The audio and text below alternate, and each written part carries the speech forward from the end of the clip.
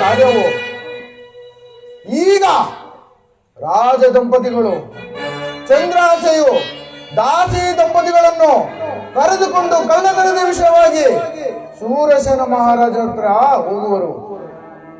ಚಂದ್ರಾಸೆಯು ಶೂರಸೇನ ಮಹಾರಾಜನಿಗೆ ತಂಗಿಯಾಗಬೇಕು. ಸತ್ಯವ್ರತನಾದರೂ ಭಾವ ಮೈದನಾಗಬೇಕು. ತಂಗಿ ಭಾವ ಮೈದನ ಅಭಿಮಾನದಿಂದ ಇವರಿಗೆ ಶಿಕ್ಷೆ ಕೊಡಲಾರನು.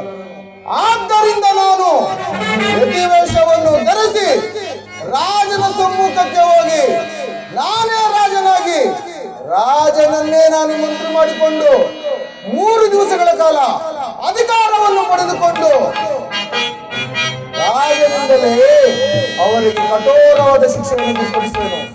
ಈ ಕಾರ್ಯವನ್ನು ಈಗಲೇ ಮಾಡುವೆನು. ಜೈ ಶಂಕರ.